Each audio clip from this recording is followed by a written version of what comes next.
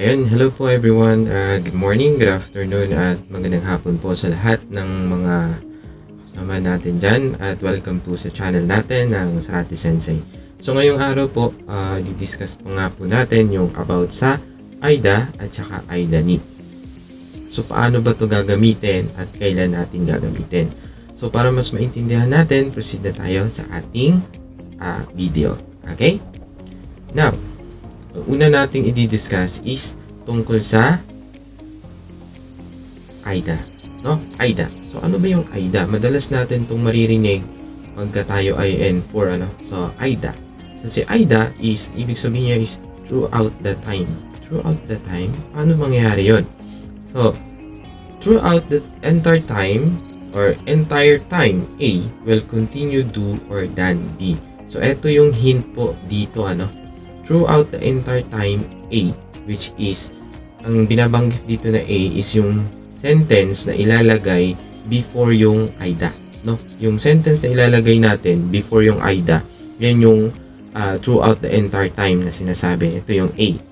Yung sentence naman na ilalagay natin after AIDA is siya yung B, which is yan yung will continue to do or done, no? Yan yung sentence na B na yan.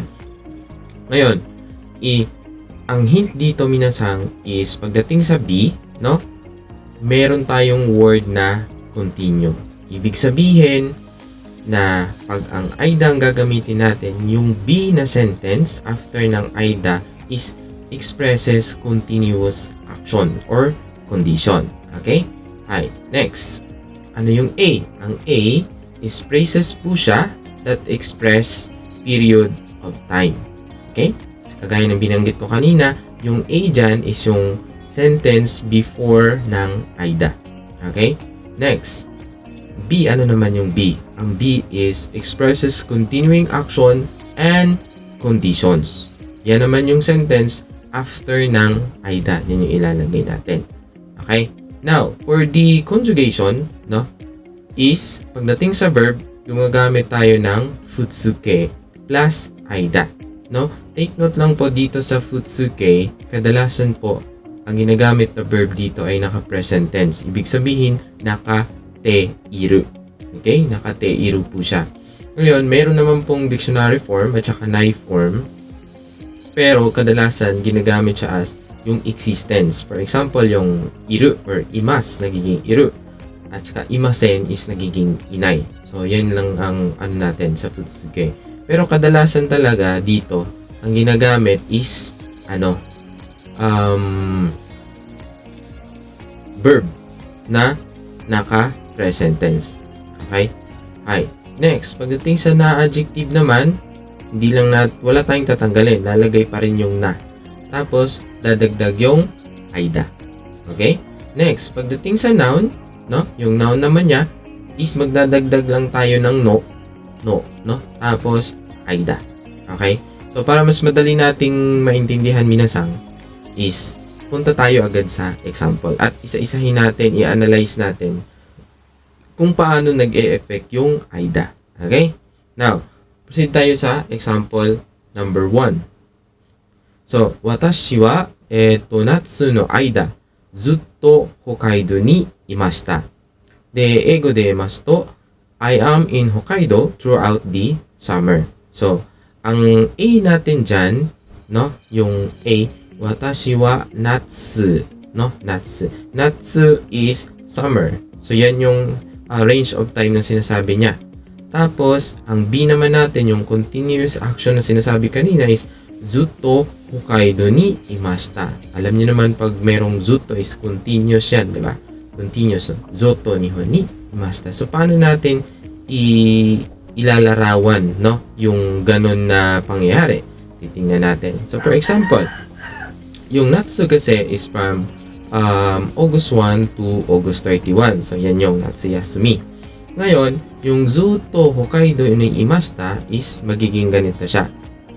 No? Hokkaido ni imas from August 1 to August 31. Ibig sabihin, throughout the entire time of summer is nandun lang talaga siya sa Hokkaido. So, from August 1, August 2, until August 31.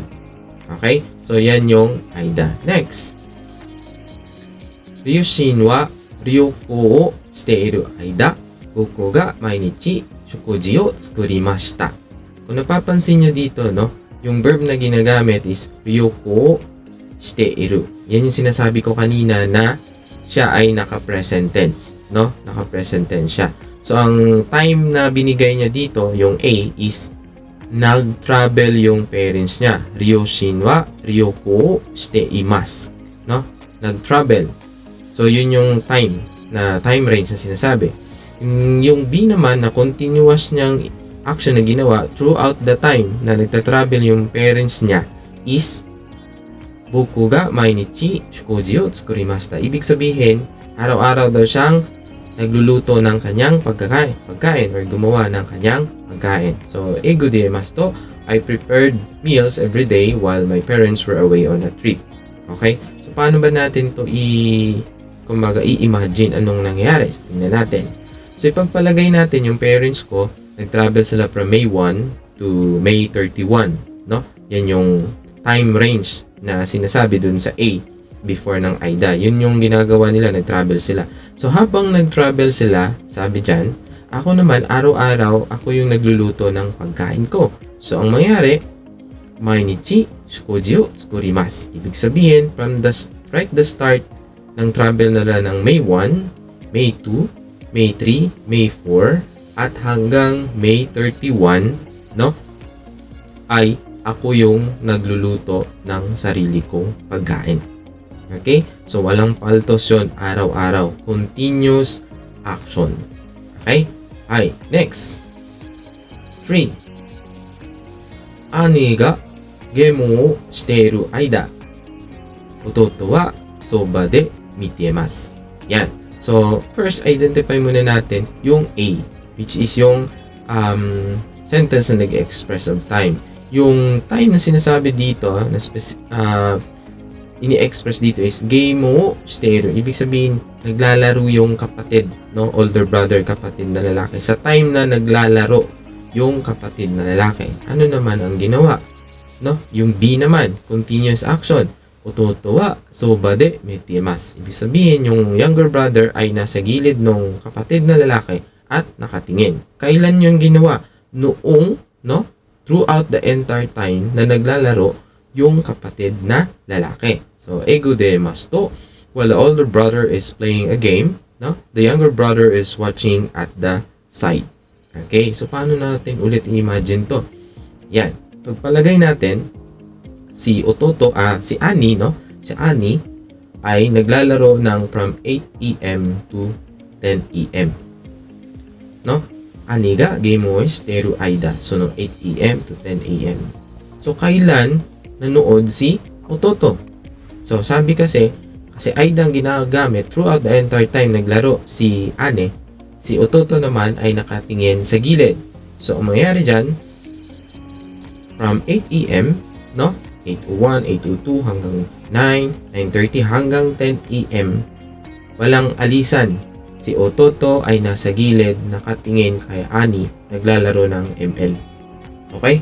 Ayan. So, ayan yung gamit ng AIDA. Ibig sabihin, throughout the entire time period specified before the AIDA, pagdating ng B, continuous action yung nangyayari hanggat matapos yung period na ini-specify doon sa first before ng AIDA. Okay? Next, doon tayo sa AIDA ni. Alam niyo ba, pagdating sa AIDA ni, nag-iiba yung nag-iiba yung meaning niya, no? Ang AIDA, pag nilagyan ng particle ni, ibang-iba na yung meaning niya. So, ano yung magiging meaning at ano yung magiging gamit? Kasi kadalasan, pagdating sa GLPT dito nagkakamali kung AIDA ba or AIDA ni. So, itong kailangan nating matandaan at kailangan nating i-analyze pagdating dun sa pag-form ng mga sentences, no? Para hindi tayo malito na magsagot pagdating ng GLPT.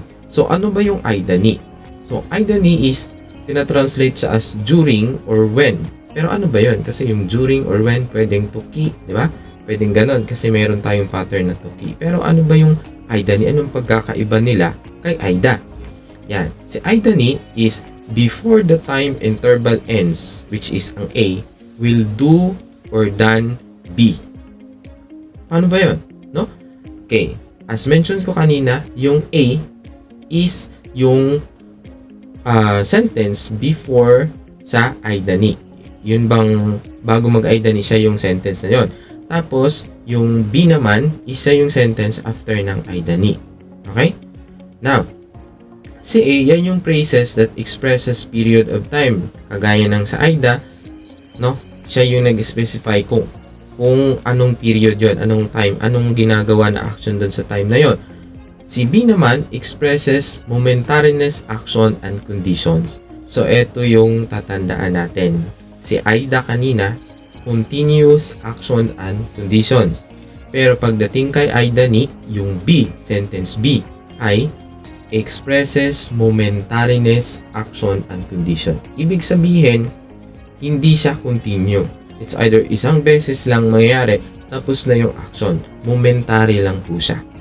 Okay? So, now, proceed muna tayo. Sa conjugation niya, walang pagkakaiba sa Aida. Parehong futsuke pagdating sa verb, which is, ang futsuke po, as mentioned ko po kanina, kadalasan nakateimas or nakateiru. Pero meron ding dictionary form, no? Tsaka nai form, pero kadalasan existence. No? Yung iru, inay, yung mga ganon. Magdadagdag lang tayo ng Aida ni. Now, sa na-adjective naman, wala tayong babaguhin. As is siya, lagay mo lang yung na plus Aida ni. Okay? So, now naman, maglalagay lang din ng no, tapos Aida ni. Okay? So, para mas madali nating maintindihan, proceed tayo sa mga example natin. Now, example. Natsuyasumi no aida ni hikoshi o shitai desu. Okay? Now, sa A, yung interval of time or time range na sinasabi niya, sa A, yung A na before mag-Aida ni, yung sentence na Natsuyasumi. So, yan yung binigay niya na time range, no? Tapos, Aida ni, yung B naman, yung momentarily action na gagawin niya is hikoshi o shitai desu. Okay? Ay, ego demasu to, I want to move during summer vacation. Yung move na sinasabi dito is yung maglipat ng bahay, ano? Ay, hikoshi o shimasu yan sa Nihongo. Next. So, paano ba yun? Anong mangyayari doon? Anong magiging nun? Anong magiging pagkakaiba nila ni Aida? Okay? Titingnan natin. Example ulit. Yung summer natin is from August 1 to August 31. Okay? So, pag sinasabi nating Natsuyasumi no Aida ni hikoshi o shitai desu, ibig sabihin, within that interval na August 1 to August 31, sa loob niyan, kahit anong date, no, kahit saan dyan, basta nasa loob ng specified range na yan, is gagawin niya yung action na paglilipat. No? Mangyayari yung action na paglilipat. For example, maglilipat siya ng August 15. Pag after na maglipat na, pag na okay na yung action na yan na maglilipat, tapos na yung B. Ibig sabihin, isang beses lang siya, momentarily lang siyang mangyayari. No? Pwedeng August 15, pwedeng August 2, pwedeng August 20, August 27, basta hindi lalagpas ng August 31. Yun yung ibig niyang sabihin. Ma-achieve na yung gusto niyang gawin, no? Within that specific period of time na binanggit before ng Aida ni. Ngayon, ano mangyayari kung ang masagot mo dyan is Aida, hindi Aida ni? Ang mangyayari dyan, kapag ka Natsuyasumi no Aida hikoshi o shitai desu, ubos ang pera mo. No? Ma-e-exhaust ka. Bakit?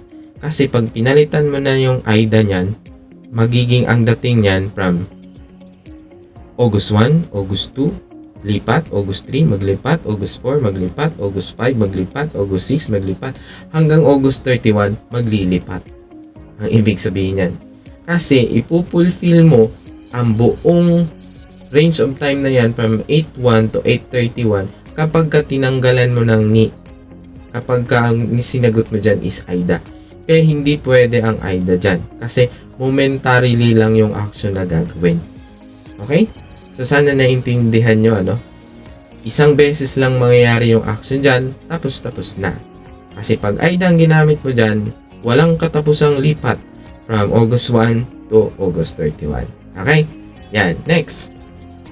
Watashi ga inai aida ni tomodachi ga kimashita. So, yung range of time naman na sinasabi is noong wala ako. Yan. Inay, di ba? Binanggit ko kanina, pwede siyang inay. So, noong wala ako. But throughout the time na wala ako, ano daw nangyari? Yung momentary action na nangyari is tomodachi ga kimashita. Dumating yung friend ko. Okay? Eigo demasu to, my friend came while I was away. Okay? So, paano kaya ito natin? I-imagine. Ganito yon. For example, wala ako sa bahay from 8 a.m. to 12 p.m. No? So, from 8 a.m. to 12 p.m., pwedeng sa range of time na yan, dumating yung friend ko na sinasabi. Pwedeng dumating siya ng 8 o 9, or pwedeng dumating siya ng 9, or 11, or 10. Isang beses lang siya dumating. So, dito sa example natin, pwedeng dumating siya ng 10 a.m. So, you are just describing na within the range of time na wala ka from 8 a.m. to 12 p.m., dumating yung friend mo. Ni isang beses lang. Okay? Isang beses lang yung nangyari. Momentarily lang siyang nangyari. Ngayon, ano naman ang mangyari kapag ang naisagot mo dyan is Aida? Tinanggal mo yung ni. Ang mangyari dyan, 8 a.m. dumating si friend, 9 a.m. dumating si friend, 10 a.m. dumating si friend, hanggang 12 p.m. Paulit-ulit na dating si friend. Ang ending dyan, ubos ang pera ni friend, wala nang pamasahe, at pagod si friend. Okay? Kaya po, hindi po pwede dyan ang Aida. Tama dyan is Aida ni, kasi isang beses lang mangyari at tapos na. Okay? Next. Example, Nihon ni iru aida ni Fujisan ni noboritai. No? So, kung nakikita nyo, naka-verb dictionary, future tense, no? Naka-iru. So, yan yung sinasabi ko kanina, naka-existence siya. Verb na existence. Iru, aida ni noboritai. Fujisan ni noboritai. So, Nihon ni iru aida. No? Yan yung sinasabi niyang range of time na nung nandun pa siya. Throughout the time nandun siya sa Japan, is ang gagawin niya, gusto niya mayari is gusto niyang umakyat. Okay? Gusto kong umakyat sa Fujisan. No? Fujisan ni noboritai. Okay? So, paano yun? Eigo demasu to, I want to climb Mount Fuji while I am in Japan. So, for example, sa Japan ako ay 1 year to, or 3 years, no? Nung time ko, 3 years. So, from 1 year, starting to 3 years na nandun ako sa Japan, Nihon ni noboritai. Now, for example, umakyat ako ng December 5, I think, mga first year, December 5. Gusto kong umakyat sa Japan. Sa Fujisan. Ano? So, ibig sabihin, within the span of 3 years, momentarily lang yung action na mangyayari. Kapag ka na-meet ko dyan within 3 years, for example, na-meet ko na siya sa within 1 year pa lang, no December 5, umakyat na ako, nakaakyat na ako, ibig sabihin, tapos na yung action. Or kung hindi man nangyari sa 1 year, pag 2 years ko, umakyat ako, tapos na yung action. Or kung hindi man nangyari, within sa loob ng 3 years, is dun ako umakyat, tapos na yung action. Ibig sabihin, kahit saan dun, sa loob ng specific or specified time, ng 1 year, from 1 year to 3 years, ay gagawin yung action na pag-akyat sa Fujisan. Okay? So ngayon, kapag tinanggalan mo yan ng ni at aida lang yung aida lang yung nilagay mo, baka isang beses ka lang, hindi ka na ulit makabalik sa sobrang hingal. Kasi ang Fujisan po, ilang oras pong inaakyat at kunti lang yung oxygen pagdating doon. So, pag nilagay mong AIDA, nako, siguraduhin mo marami kang, or malakas yung resistensya mo at marami kang baon. Kasi pag nagawing AIDA dyan, umakyat ka simula pag 1 year, January 1, first year, hanggang 3 years katapusan ng date ng 3 years mo doon. Araw-araw gagawin mo siya continuously akyat ng Fujisan. Okay? So, sana naiintindihan nyo po. Now, in summary, no? Sa AIDA, siya po ay continuous action done within the specified time range. Okay? Pag AIDA po, continue mo yung gagawin from doon sa range ng time na ibinigay. Walang katapusan hanggang matapos yon. Pagdating naman ni AIDA, ni momentary action ang ginagawa or done within the specified time range. Ibig sabihin, isang beses lang gagawin sa buong range na ibinigay. Kahit saan doon, basta hindi lalagpas doon sa range. Pag nagawa mo na, tapos na. Okay po? Ayan. So, sana po meron kayong natutunan sa pinag-usapan natin ngayon regarding AIDA or AIDA-NI. So, kung meron po kayong mga katanungan, no? So, paki-comment na lang po sa comment section natin para masagot natin sa sa next natin na video. So, maraming pong salamat at let's go sa mga